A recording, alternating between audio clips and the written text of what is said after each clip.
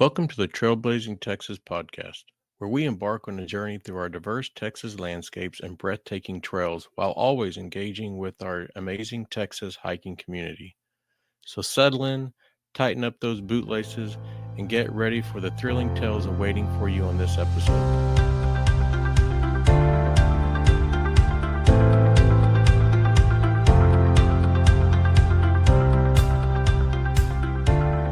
Welcome to the Trailblazing Texas podcast. I'm your host, as always, Jason.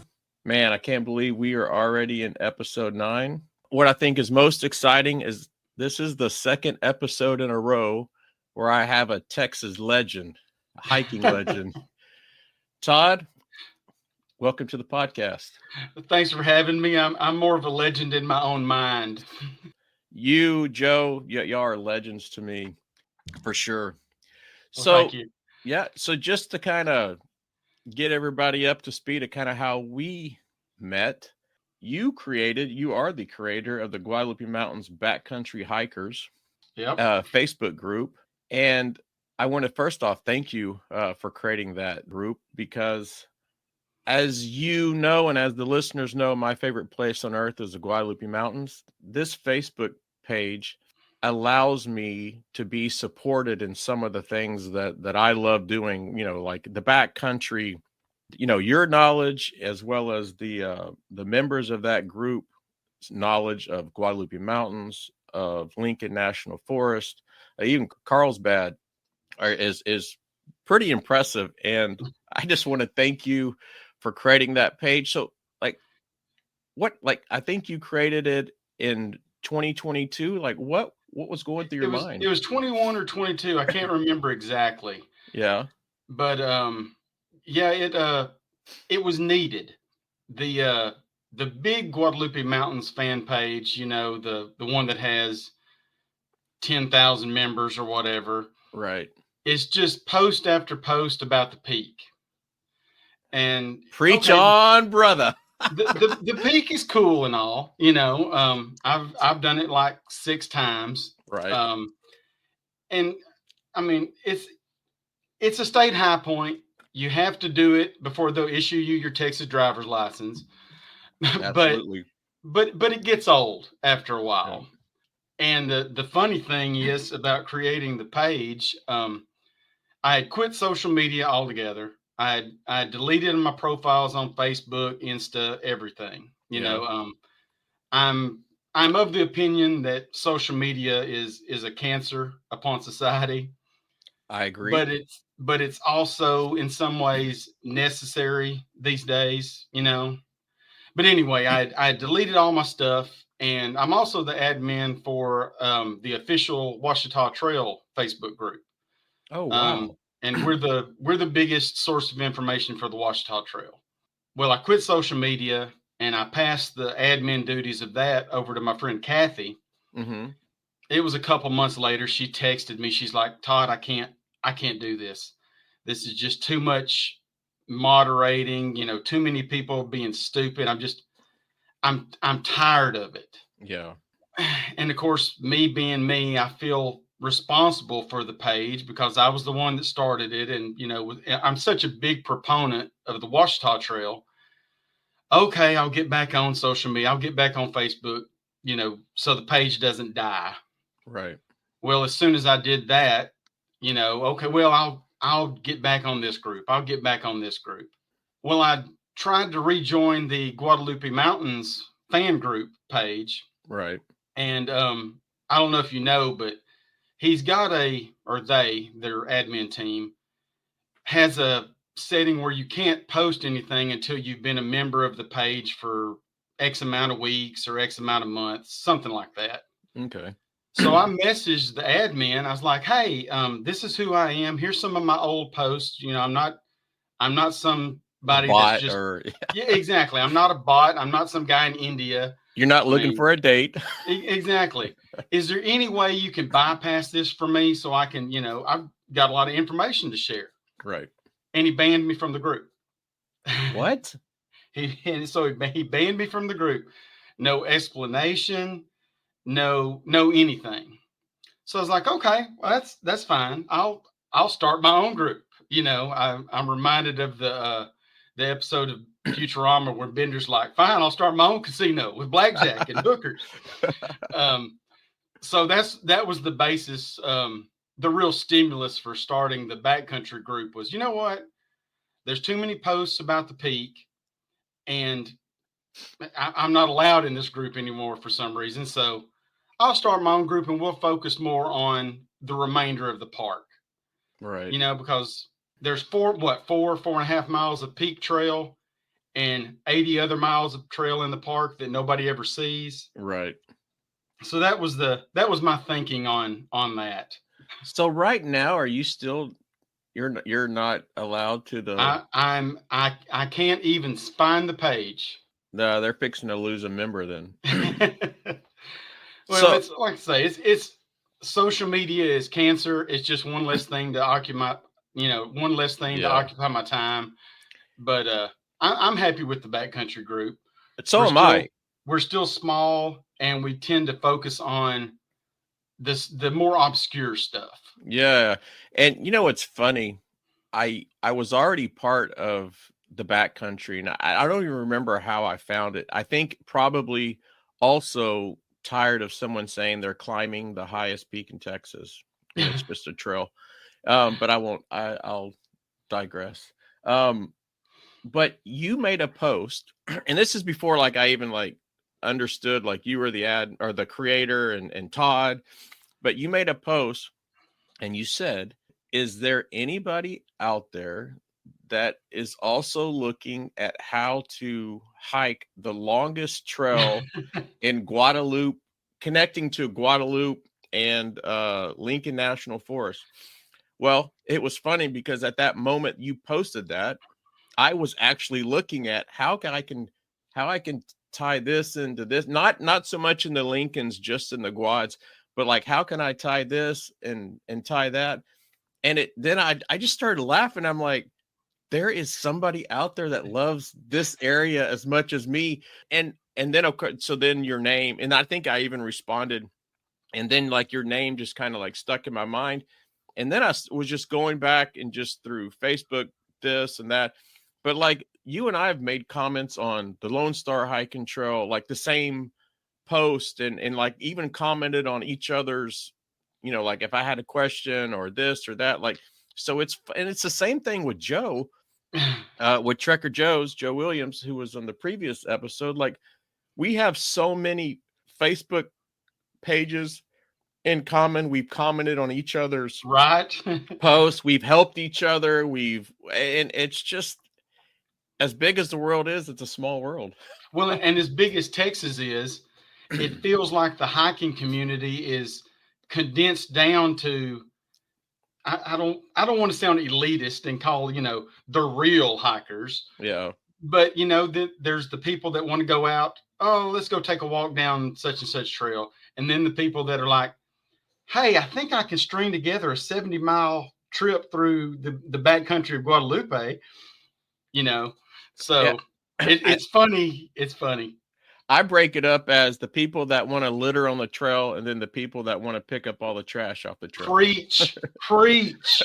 I made a post on the Lone Star Hiking Trail. I was doing, I think it was a 15-mile day, and I picked up, I have the best Subaru Outback ever. I picked up more trash, and it filled up the back of my car on that one hike. Then it was crazy, and I even couldn't, like, it was too much. Like I usually carry a trash bag when I hike and just pick up stuff, and my trash bag was full. And and most of the stuff outside of the trash bag, for me hiking, was at the trailhead. It's disgusting the amount of trash at the trailhead. And it's funny, the further away you get from the trailhead, the less trash you see. Oh yeah, absolutely. And of course, then you've got the people that, going back to Guadalupe, how many times have you gone up the peak and had to pick up banana peels and orange peels? Oh man, don't even get me started. And it's biodegradable. Well, yeah, if you're walking through an orange grove in Florida. Yes. Yeah, I mean that soil is not Yeah, this is a desert environment. Yes. Yeah, don't even. Yeah, That's one of those that, yeah, I'll get on my soapbox and, yeah. We will have a 9-hour episode if we let that. Yeah, and I think it. Let's step back a second. I think it's important that the listeners hear, if you have banana peels, orange peels, don't throw that, because it's not going to decompose, or maybe it's going to take tons and tons of time. If it's, just pack your stuff out. It's If you not hard. I mean, no. if you throw away an orange peel, the guts of the orange, you've already eaten it. You're carrying out less than you carried in. It's Yes. not more work. You see these, I don't know, well, the listeners can't see, but these smart water bottles, Yep. I reuse these Oh because yeah. they fit the filter. Some of these are what I picked up off the trail, and I just washed them out, and just I use them. And they fit into the Trucker Joe's shoulder shoulder Oh, sleeves don't perfect. that Shout out there's to my boy Joe. there is not a lot of gear that has changed my life, and I have Z packs and Hyperlight and Ultras and whatever, but that Trucker Joe's products, if you don't have at least one of those shoulder water bottle holders, you shouldn't even be hiking. You should have two. And I was on the episode that we had, I saw him with the two front ones. And so we went up this my trip in October. We went, and so now in Guadalupe Mountains, I've hiked the whole park, backpacked a lot of it. Now I'm trying to stay at all the backcountry campsites, and we were at McKittrick Ridge campsite, and I just said, I'm going to try to carry, because it's a big water carry. Oh yeah. I had 2 liters in the front, and then 2 in the back, and then 1 in my backpack. That was a game changer. Oh yeah. The weight It distribution carries so much better. Yes. So if you're listening and you don't have a Trucker Joe's, any of the products, but those water bottle sleeve holders, man, go take up another sport or another hobby. Yeah, so that's another thing, that his products are wonderful, and you're supporting a family, not a CEO for a third Right. beach house or a vacation home. And just a great guy. Just a great guy. Joe's wonderful. Absolutely.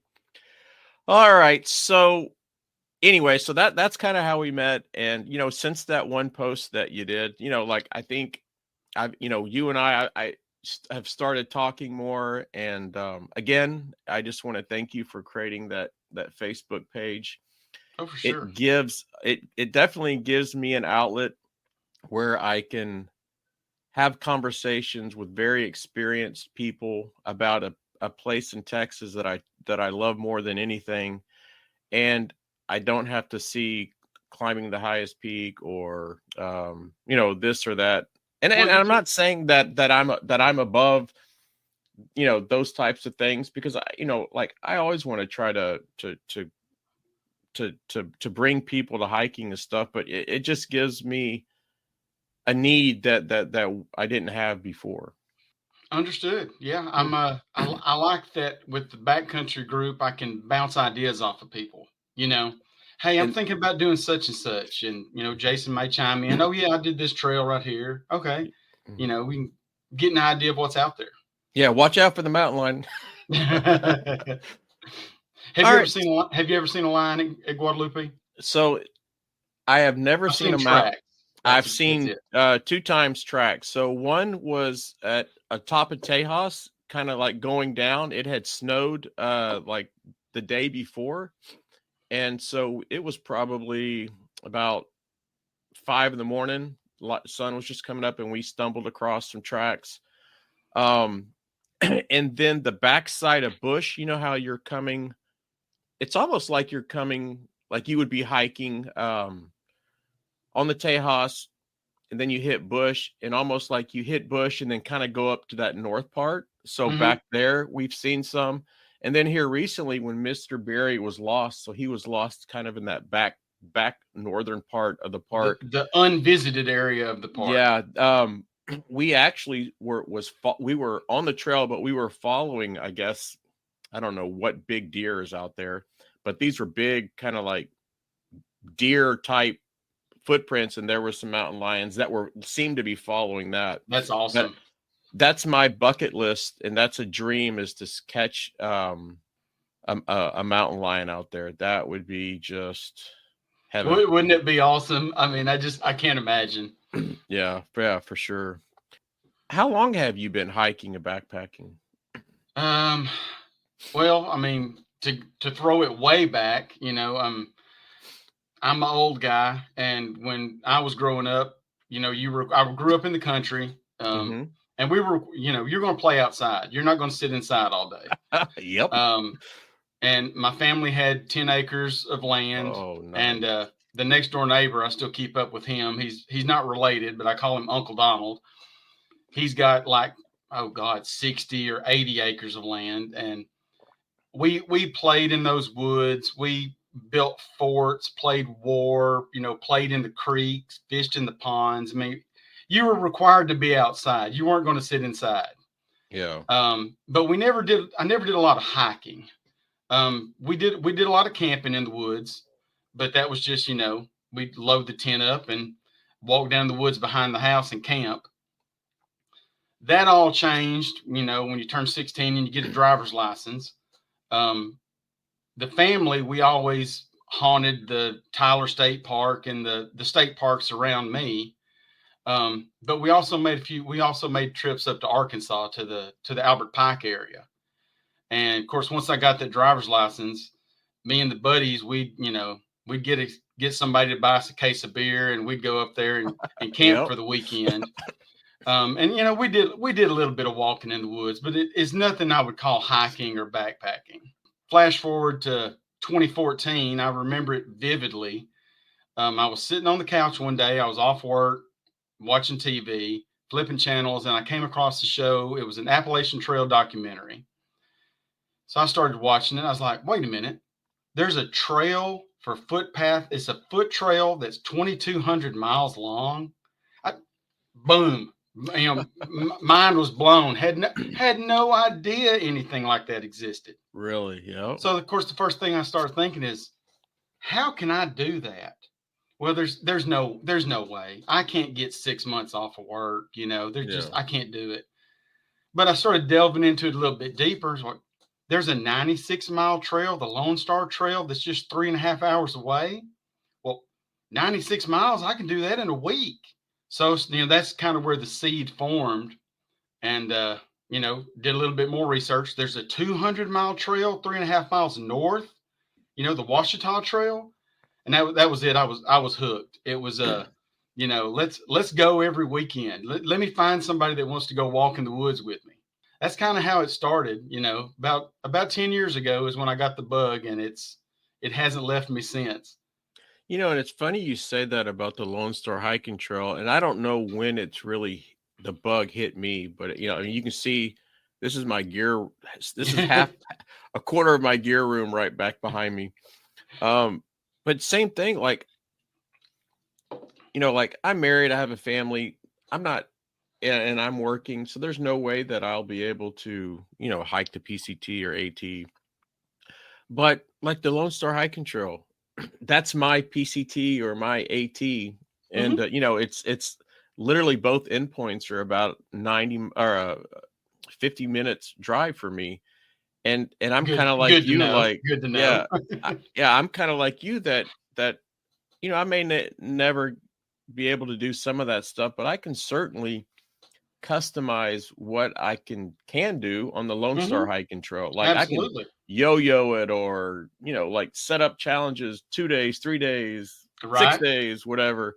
So that's what I like to do. I like to challenge myself to see what can I do with the time I have and the distance there is.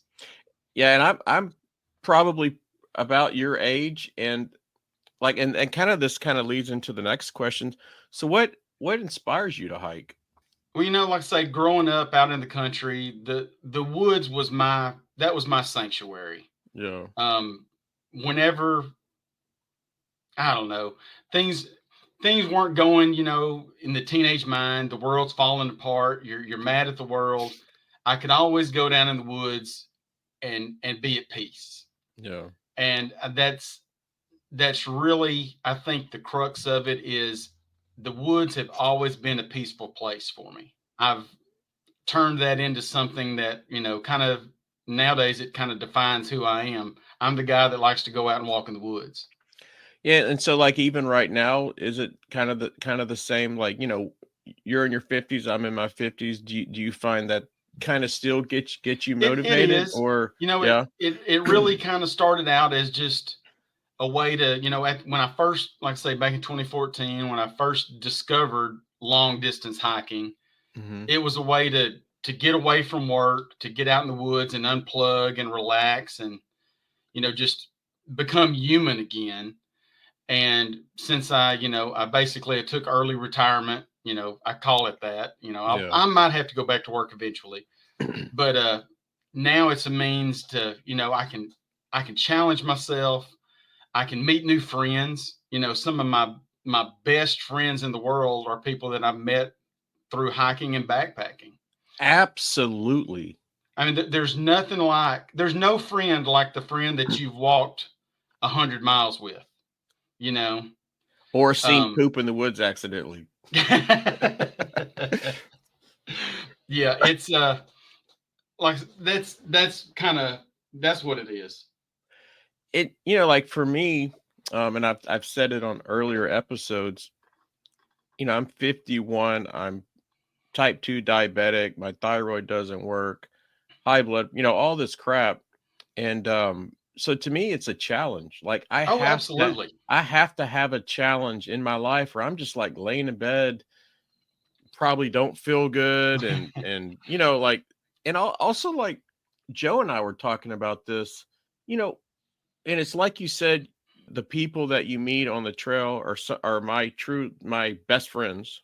Yes. The people that I'm most closest with. One lives in New Mexico, one lives in Washington State. I met both of those in Guadalupe Mountains. And then Henning, who I climb with, and we hike together. My Instagram handle, my YouTube handle is Todd versus Todd. Yeah. And that comes from the Todd that wants to sit on the couch and watch TV and cook a big dinner and, do that, versus the Todd that wants to get out on the trail and challenge himself to be the best person he can be. Yeah. So, Yeah, and I was also like, where I was going with this is my family members. So Lori hikes with me. My kids, they'll climb with me, but not really. My daughter will hike with me, but my boys won't because they're just not into hiking. But like when there's issues and we need to, there's disconnect, or mhm, there's stuff like we go hiking, and like you're relying on each other. You have to talk to each other. You have to communicate. It's it's always been a way that to bring me and Lori, or me and the kids, or even all of us as a family closer together, because absolutely. at the end of the day, we all have to pull our weight and embrace the suck, I guess, together. My wife doesn't hike with me. She has her thing. She likes to go and do 5Ks with her friends, Oh but wow. she doesn't want to go out and sleep in a tent. Yeah. My son, he's gone on a trip with me before, and he had a good time, but it's not his jam. How old is And he? he's 25. Okay. Yep. Just got married, so he's starting his own life. I don't want to. Hey, you need to quit what you're doing and go hike with your old man one day. Right. But when I'm out in the woods with my friends, like, Joe and Kyle and I, walking 120 miles on the Centennial Trail, you start opening up, and you kind of reveal who you really are. At least that's the way I feel about it. Yeah. You can only talk about, well, what'd you do at work today, for so long, or did you watch that new show on Netflix? You get out in the woods and you really open up and get to be who you really are. Yeah, and you think about it, just people that we know, how sometimes I don't know if trivia is the right word, but like you have these conversations, and it's like, is it really meaningful, or Uh, like, like you get into these conversations and like, and sometimes like I'm not even listening, like, but you get out on a trail You and start talking about the meaning of life. yes, and it's just a reconnection to, like, I think you said a second ago, like kind of being a human, like Yeah. our ancestry and stuff, and also just see, man, can you believe what God has created? Well, And the beauty and every hike I take, I try to remember to verbally out loud give thanks for what I've got. yep, I'm thankful that I'm healthy enough to do this. yep, I'm thankful that I have a wife that supports me because she knows this is what makes me happy. yep. I give thanks that I'm financially able to do this.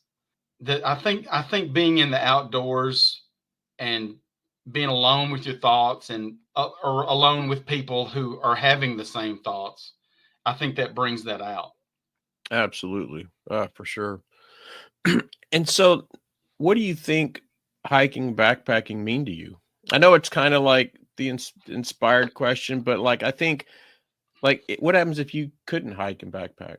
Like, Oh man, I, exactly. I well, I don't know if you know, but I'm just getting over a foot fracture. I haven't been able to walk for just a little over 2 months now, Hmm. and it's hard. It is hard stepping away from the trail. Yeah. Um, I had some friends that were up on the Washita Trail doing a through hike, and they texted me, "Hey man, come up here and meet us at the shelter." And I'm like, "Dude, I can't walk 2 miles into the woods." I mean, Yeah. it would be tough to give up backpacking and hiking. It really would. Have you It's ever? just No, go go ahead. ahead. I'm sorry. No, go ahead. Go ahead. I can't remember what I was going to say. No. So, but and I kind of done it, and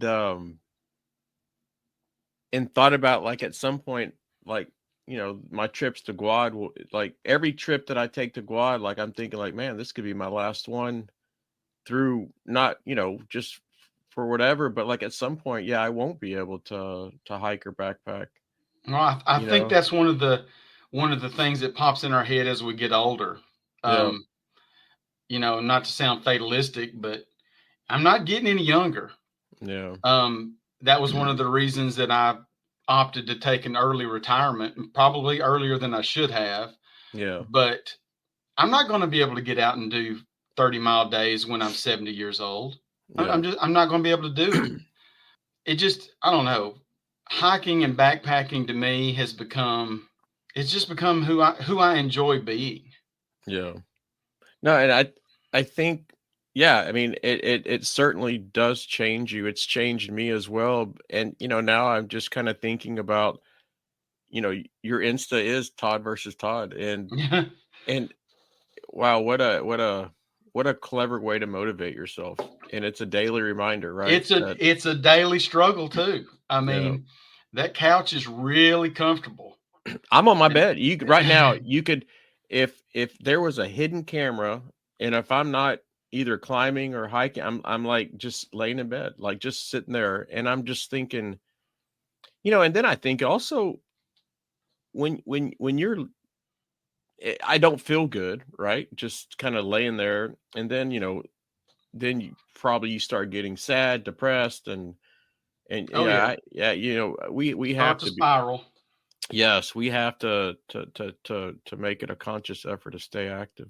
So, I guess we've kind of talked about it, but like if we just think about it, so you mainly are hiking with friends and not so much family, or If solo. if I'm not solo, I've Mhm. got just a very small handful of friends that are my ride or dies. Right, right, right.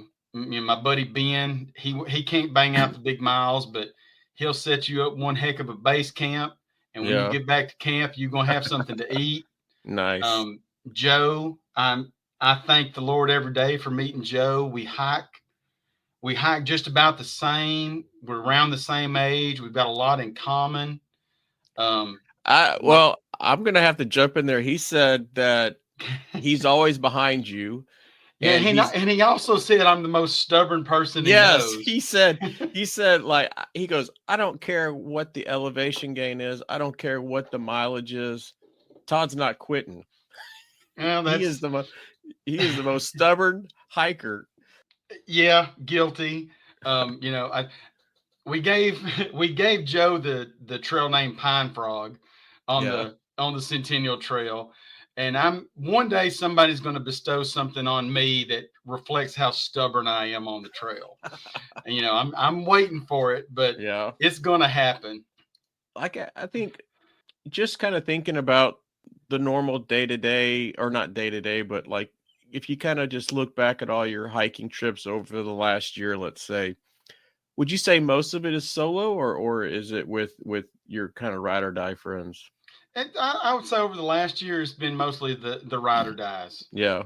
Um, you know, it's hit or miss. Yeah. You know, because you know how busy Joe is. Yeah. Yeah. Um, I mean, all my friends are still working. It's hard for them to get away. Yeah. So I do a lot of stuff solo. But this past year, it's worked out that I've been able to do a lot of stuff with friends. Okay. Yeah, and like for me, I think most of my stuff is solo except for my trips with to Guad. And I'm on the Lone Star hiking trail almost every Sunday, usually from the weekend after Labor Day until I think last year I went all the way up to the first weekend of June. And like today Woo! we have a cool front. Well, it's like today we have a cool Oh, front, which is not bad. But I usually first weekend May I usually try to then it'll probably be just spot hikes. But yeah, that's kind of my hiking season. yeah, the summers here in Texas really put a damper on things. I I I don't mind the heat horribly too much, but them damn mosquitoes and horseflies.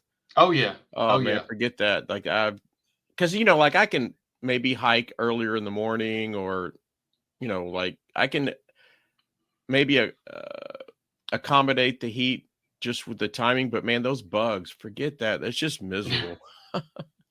It takes all the fun out of it. Absolutely.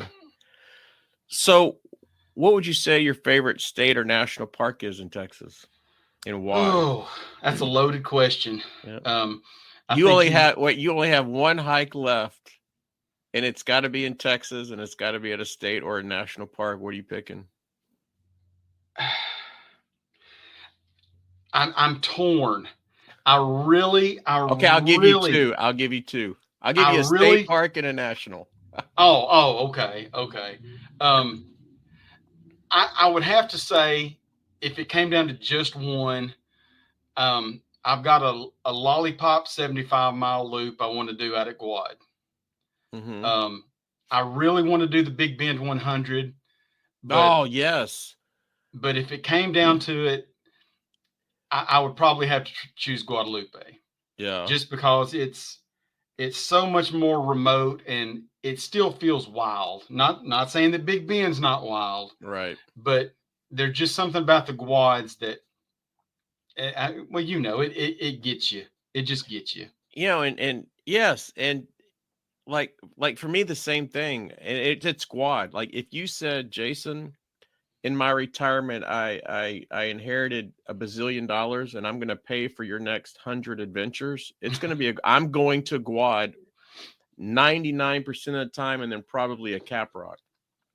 First off, I'm kind of like the I like the black sheep of the family, and Guad is the black sheep to Big Ben. Right. And Guad, How there's many no people have you talked to that have never heard of Guadalupe? a lot. Yeah, yeah, exactly. And the same thing, like I could care less to go to Paladuro, but you give me a Cap Rock, I'm there. And so yeah, absolutely, Guadalupe Mountains. And you think about, like, for me, all the blood, sweat, and tears that I poured into that park, like yeah, I couldn't. Yeah, that would be mine. Well, and it's got a history that appeals to me. Oh yes, Just like the Ouachita Mountains, the Ouachita Trail is that's where my heart lies. yeah, Um, it's, Oklahoma was Indian territory Yeah. back in the day. The movie and the book True Grit took place in Oklahoma. Yeah. The movies were filmed in Colorado and New Mexico, but the book took place in Oklahoma. That whole cowboys and Indians vibe to it kind of transfers out to Guad, with the Mescalero Absolutely. Apache. Yes. I love that stuff. Yeah. You know how long it took me to find Jose's grave? Oh, how long? 2.5 years. Oh man, it took And me like a week. so what happened was I would go into Van Horn if I wasn't, camping, and I would stay in Van Horn or just passing through. I found this little restaurant about the size of this room, like 4 or 5 tables, called Mom's Kitchen. The best kind of restaurants are like that. Yes, and the grandfather was the busboy and the waiter, and the grandmother was a cook. 2-person operation. And so Best food you ever had. Oh, I have pictures where I accidentally licked the plate. I was just, or I had 2 dinners. It was so good. And so me and Mr. Espinosa, we would talk the history of Van Horn. And in the 70s, he was a justice of the peace. So he, and as a kid, they would go out, and he told me, he goes, there's a grave out, close to the park entrance of Guadalupe Mountains. It's an old Mexican Apache, they think, grave. He goes, I can't remember the location. You're going to have to research it. And so then I started researching it and kind of thought I found where it was. And then, still didn't try to go find it. And then there's a group from Midland, Odessa, their Facebook group. We were going to be at the park at the same time, and I was going to take them out to the secret plane crash that you can't visit. And you're getting near my soapbox. yeah, oh yeah, we got time for it.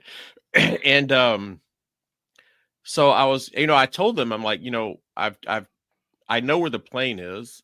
I've been there twice. I didn't find it, but one route the route that I'm going, it's just too dangerous. And I was with my son, and I had him waiting up on the ridge just in case something happened. And you can't really see where you're stepping, and it's steep. I go, if you would agree, I want to take us all a different way. So I want to go past that ridge, go over the next peak, drop down that wash, and then work our way back where it's flat. And then we just hike up to it. And it worked out perfect. We found it. But the night before, I said, hey, there's an old Indian grave out here, and kind of like, this is the story, blah, blah, blah. You guys want to find it? And they're like, yeah. So, we drove here, parked and knew where it was. We hiked out to where we thought. We actually passed it up, and we have our phones from, where you can see El Cap in the background. You see Jose's grave, and we're like, it's got to be right here. We spent 2 hours out there walking around that area. Couldn't find it. I hiked up on the rocks to the highway. Still couldn't see it. Up where that car crash is? Yeah. So, and I'm walking back to our car, and I'm like just devastated. And we're thinking like somebody had to just remove the marker or what. It fell over. And then all of a sudden, and you don't have cell service out there in that section. Well, right. I got a text saying we found it. Man, I came running down the old highway, cut across through all that crap. I mean, my legs were trashed. And that was probably, I don't know, 5 or 6 years ago. And I visit Jose every trip I go to Guad. I go sit out there with him. That's cool. Hang out. That's such a cool story too. And the last time so in February was the last time I visited with him. 2 weeks before that, I actually found through New Mexico Archive the actual letter that Colonel Captain James Lonestreet wrote to his superiors of how Jose actually died. Wow. So, it says like, he was out scouting and got killed. all that stuff. Well, where he's buried is not where he was killed. He was killed up by El Capitan. So Captain James Longstreet had reprimanded him the day before because he had left the party that he was with. And so they don't know. So the next day, of course, people saying, he's missing. So they don't know if he had just abandoned them because he was mad or upset, or he just kind of went on his own and went to scout. But he left them, and he was murdered by they say the mountain, but the only mountain there is El Capitan. So closer towards El Capitan, they went out and found him, and they were camping where he's buried now. They brought him back there and buried him. Wow. And then and I'll email you the letter. Oh yeah, please do. They buried him there, and then of course they're camped there. They're trying to get an upper hand on the Indians and attack them. Well, they were running out of water, so they moved camps to another camp where there was a spring. And then the Indians had came through, saw that they had buried him, dug him up, scalped him, kind of the story that we all know. But yeah, I'll send you the letter. Oh, that's the stuff that I love about the Gwads. Yes. And the Washitas. There's history there that, I don't know, maybe it's just because I'm old, but I love cowboy and Indian type stuff. I would have never thought, and even if you asked me a year ago, like I would have said that cowboy and Indians and stuff are my interest. But when you start thinking about it, like, I love Lonesome Dove. Yeah, right. I researched Jose and visit with him, but yeah, I would be lying to myself to say that that's not an interest of mine. I just enjoy that stuff. I used to make fun of my dad for watching Westerns, and now if there's an old Western on, I watch it because I love that time period. I just think it's too cool. Absolutely. And yeah, so I guess to kind of go back, we did find the plane. Yeah, and we'll let's get into that part of the episode here in a bit. But yeah, I some of the rules and stuff for Guad are pretty disappointing that they have. So what about your favorite trail in Texas? So let's say your favorite trail in Texas, and then your favorite trail just anywhere else in the United States. Favorite trail in Texas. I really, really enjoyed the Outer Mountain Loop at Big Bend. I caught it, the South Rim. I caught that early in the morning. The sun was coming up.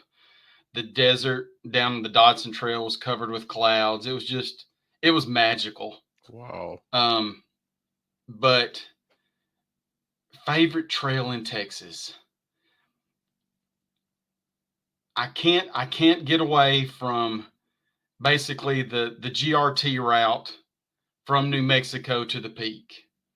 You come down Permian Reef, and you go up McKittrick, hit Tejas, follow it to Pine Springs, and then go up the peak. That's just.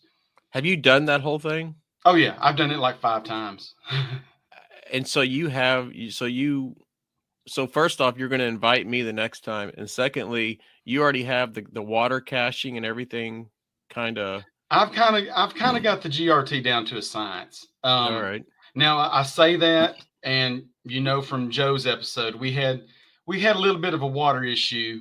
It was the first time Joe and I had ever hiked together.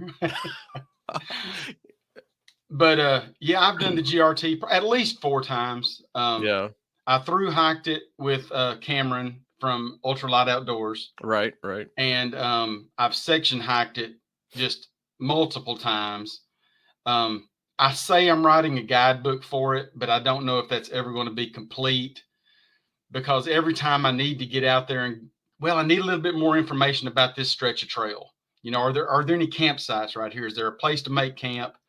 Yeah. It winds up being closed. I think there's 13 miles of the GRT through Carlsbad is off limits right now. Is it because of that body they found? No, No. they've reopened that part of the park. Yeah, I want to say it's 13 miles of it through Carlsbad is closed. 5 miles of that is a road walk. Okay, the road washed away during the flood. A car can't make it through there, but a hiker, my two legs will take me pretty much anywhere. Yes.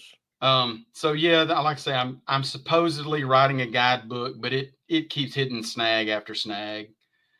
But it's an awesome trail. It's an awesome trail. It's hard. It's rough, but I mean that's kind of the stuff I gravitate towards anyway. That's why you wake up in the morning, right? You're right. Well, it's like that old before my time, that John F. Kennedy speech he gave about going to the moon.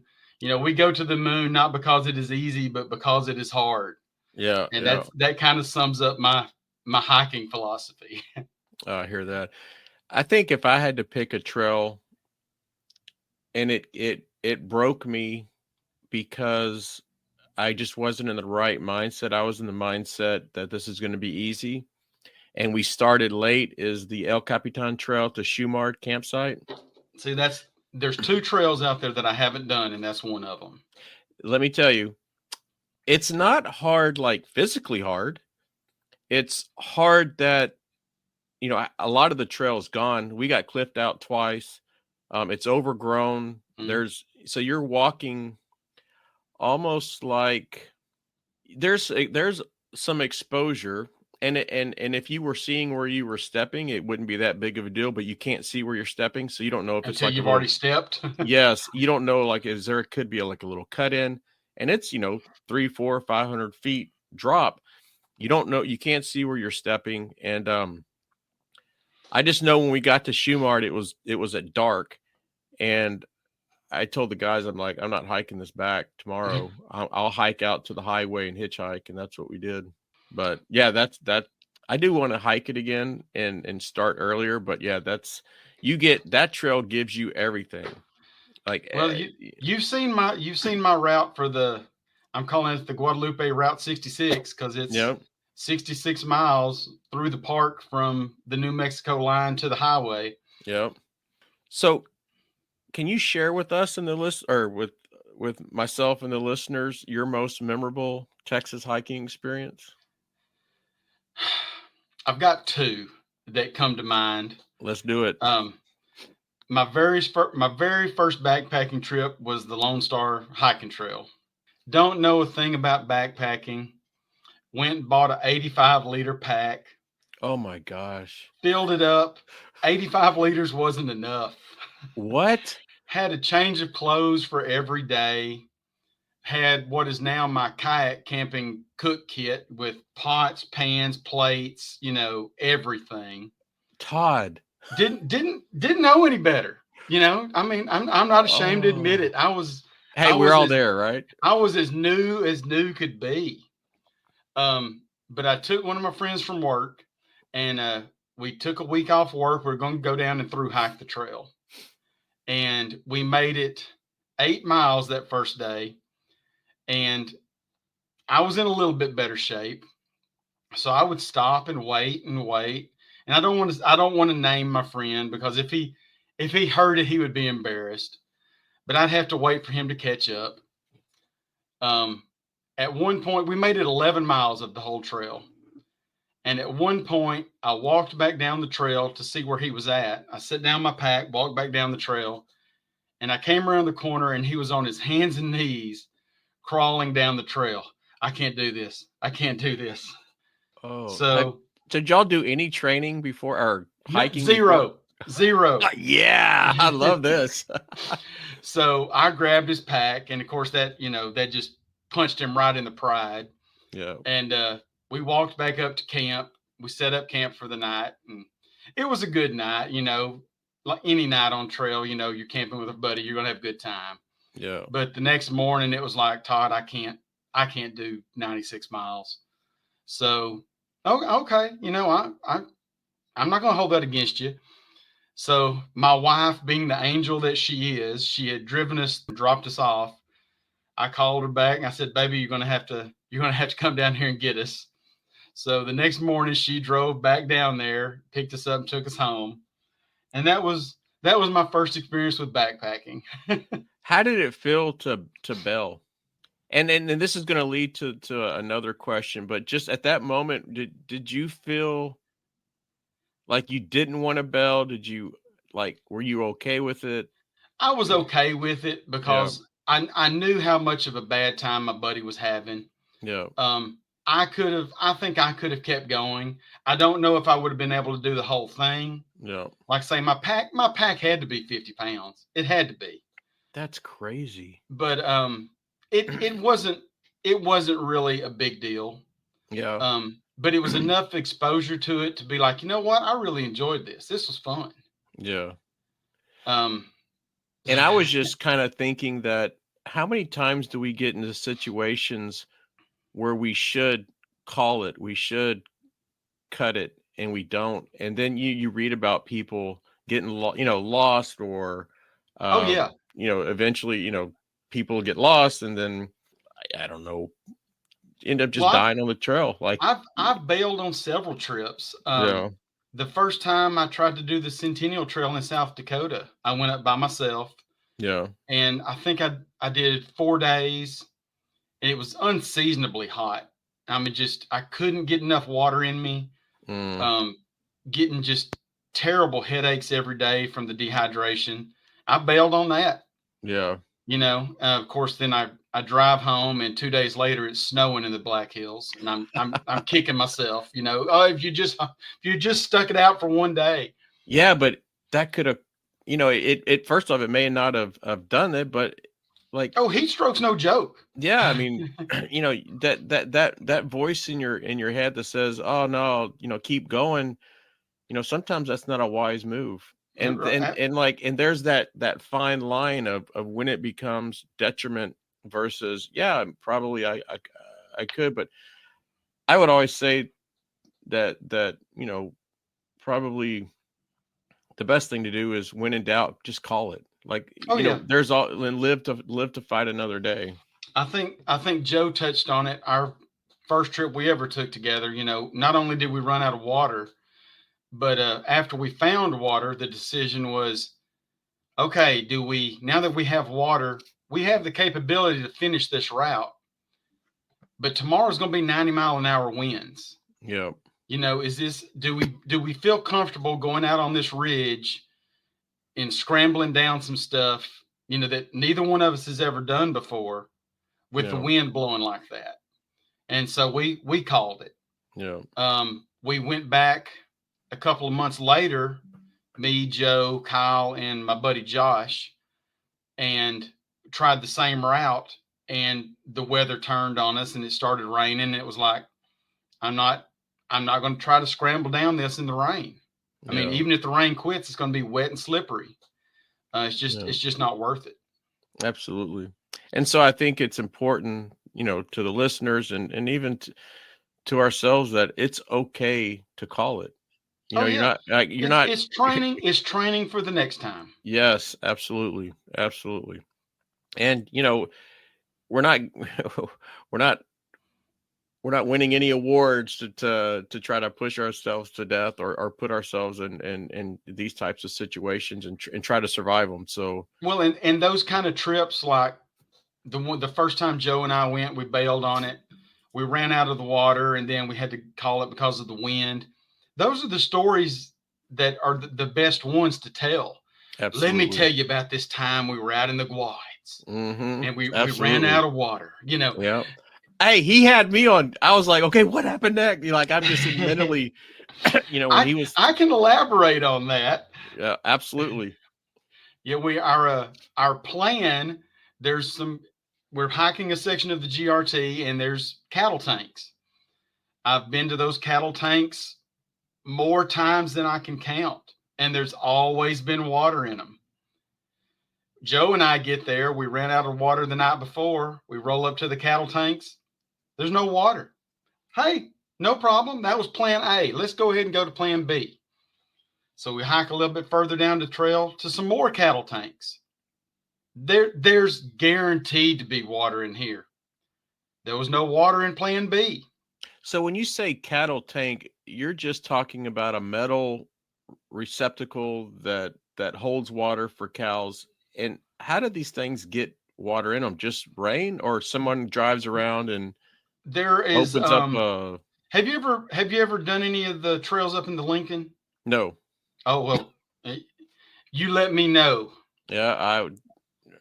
But national parks, you know how national parks are managed, is very, very structured. Right. You know, like I say, Guad, you can't even go off trail anymore.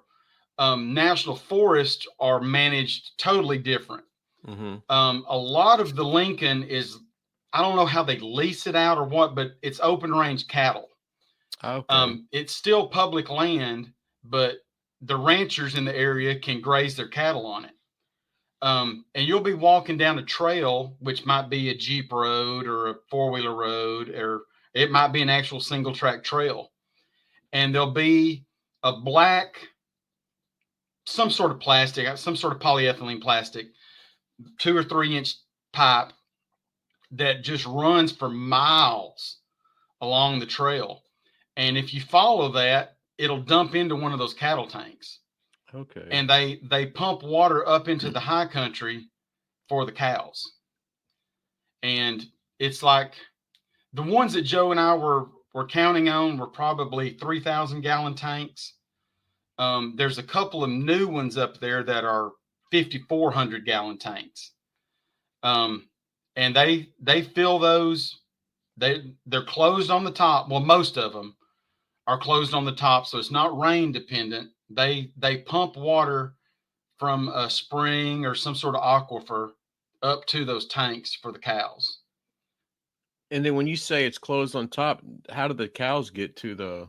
There'll be a hose at the bottom that goes over. Usually it's just like a 55 gallon drum cut in half with a float in Okay. it, like the float in your toilet. Yeah. And as it goes down, as the cows drink, as it evaporates, it opens that valve and gravity feeds back into that trough.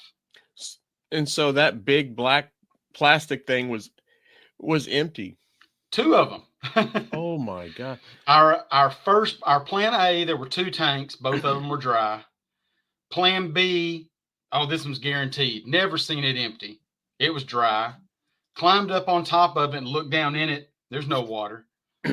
Okay, well, plan C, there's some recently installed bear boxes that they installed along the GRT. If somebody's dropped off a cache there, we'll get that and we'll refill it when we leave. Right. The only thing in the bear box was trash. People were throwing their trash in the bear boxes, which infuriated me to no end. Plan D. And that wraps up another exciting episode of the Trailblazing Texas podcast. We hope you enjoyed the episode today, and stay tuned for our next episode where we will pick back up where we left off and guarantee to uncover many more hiking gems and share many more tips to enhance your experience on the trail. Until then, happy trails and happy hiking.